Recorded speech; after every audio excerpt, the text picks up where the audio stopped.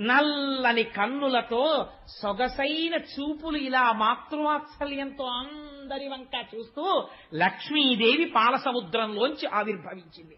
అమ్మవారి చూపులు ఎంత దిశల వరకు పడ్డాయో అంతవరకు దరిద్రములన్నీ తొలగిపోయి అందరూ ఆనందమును పొందారు. లక్ష్మీదేవి జన్మించింది. ఆనాడు పాలసముద్రం దగ్గర ఉత్సవం జరిగినట్టు జరుగుతోంది. నేను ఇక్కడ నమ్మి ఒక మాట చెప్తున్నాను.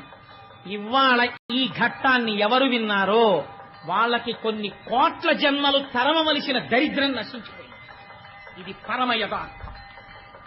అందుకని ఆ తల్లి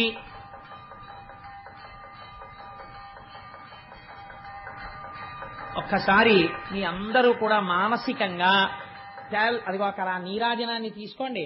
ఒక్కసారి అది కళ్ళకద్దుకుని నమస్కారం చేసుకోండి. స్వామి త్రిమూర్త్యాత్మక